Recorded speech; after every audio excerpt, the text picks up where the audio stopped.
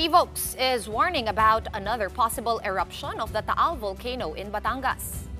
Since last month, state volcanologists have monitored an increase in real-time seismic energy and low levels of sulfur dioxide emissions. What this means is that on the surface, the crater is not emitting gas, but inside, there may be a blockage of pathways that could lead to short-term pressurization and trigger an eruption. It could be phreatic or steam-driven, or even a minor one with some magma or molten rock. Hindi naman necessarily sasabog kaagad, pero possible na sign ito na nagkakaroon ng pressure build-up, kaya kailangan natin bandayan. As long as you have the right ingredients, you have water coming into contact with hot volcanic materials, pwede pong magkaroon ng pagsabog. In Balete, Batangas, the local government is now continuously ensuring that there are no people in the permanent danger zone. Coast Guard and municipal disaster teams also conduct daily rounds of areas around Taal. At lagi nilang tinitingnan kung may mga tao diyan. So hindi sila, kung may tao man, siguro sa araw, so pinapauwi na rin nila sa hapon. At hindi pwede sila matulog diyan. However, residents, especially those who fish for a living, are complaining of their dwindling incomes. Their sales have been steadily dropping since the missing sabongeros came up. There have been stories that fish in Taal Lake have been feeding on the remains of the sabongeros, something that the Bureau of Fisheries and Aquatic Resources, or BFAR, has repeatedly debunked. Unit sa po sa aming mga anak na nag-aaral, hindi po namin matustusan ang kanilang pangangailangan sa araw-araw. Isa pa po doon ay ang aming pangangailangan tulad po ng mga pagkain. Ay dilikas, nang walang-wala. Abay, sobra pong hirap, tapos ang taas pa po ng bilihin ngayon. And now let's get more updates on Taal's unrest. We speak to Dr. Paul Alanis of PHIVOLCS. Magandang gabi po sa inyo, Dr. Paul. Magandang gabi rin po sa inyo at sa ating mga viewers. Ano po ang latest update natin tungkol dyan sa Taal po? Well, as of 12 noon today, yung update ng Taal Volcano Observatory is on PHIVOLCS monitoring stations. Continuous pa rin po yung tremor na nagsimula kahapon at around 3:37 a.m. and still continuing pa rin po siya. Bagamat based on the latest real-time seismic amplitude monitoring or yung RSAM tinatawag, this measures yung energy ng earthquake, yung trend niya is bumababa na po. Pero still, again, abnormal pa rin ang lagay ng Taal dahil yung based on the latest sulfur dioxide measurement, mababa yung sulfur or yung asupre na ibinubuga ng Taal ngayon. It could indicate nga po na may blockage na nangyayari. Dr. Paul, kung ikukumpara natin to sa mga previous eruptions ng Taal Volcano in the recent years, medyo marami-rami na rin kasi, how would it be different?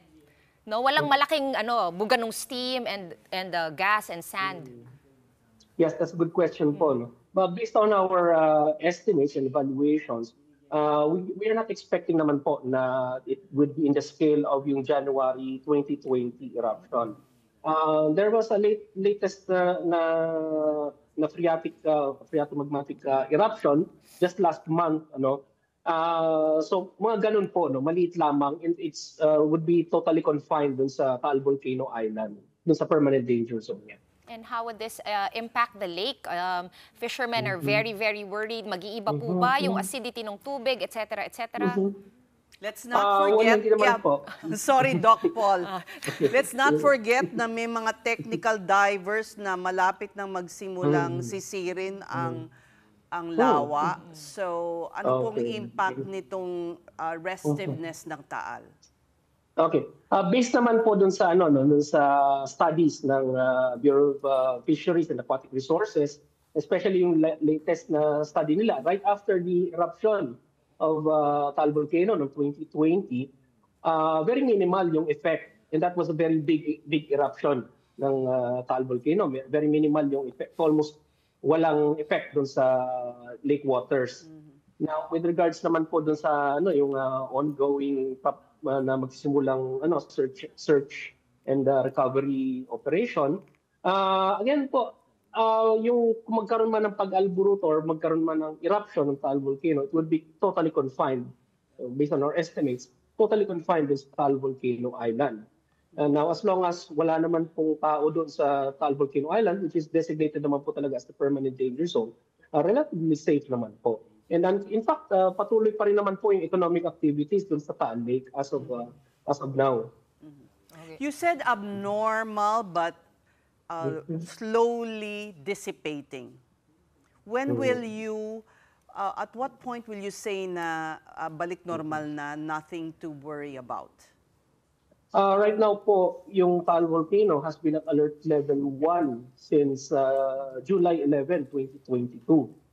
So, every now and then, meron tayong, may mga possibility na magkaroon talaga ng mga maliit na pagputok. Now, ito lang na, right now, yung nangyayari ngayon, meron kami nakitang recent spike doon sa isang parameter, which is yung earthquakes.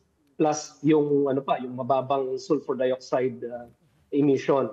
So, kaya naglabas kami ng advisory to reiterate na iwasan pa rin talaga yung pagpunta doon sa Taal Volcano Island. Well, Dr. Paul, PHIVOLCS has already prohibited entry into Taal Volcano Island, but are there also health risks associated with this latest emission? And how can nearby residents protect themselves? Okay, there's a possibility po na yung depending on the direction of the wind. Right now we are in southwest monsoon, So papuntang east ang hangin.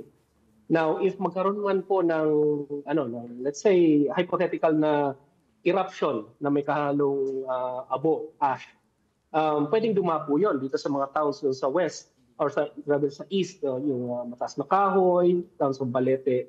Yan, pwedeng maapektuhan yan. Now, kung magkaroon man ng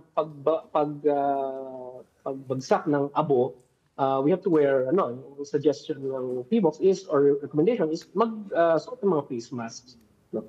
And then, makakatulong din yung face masks in case na merong, may sulfur dioxide. Biglang tumaas yung sulfur dioxide, then pag nagkaroon ng eruption, matatanggal yung blockage.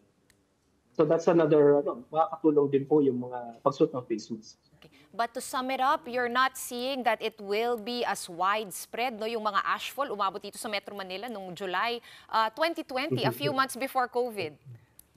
Yes. January. January. Yes. We do not expect po na gano'n ang mangyayari.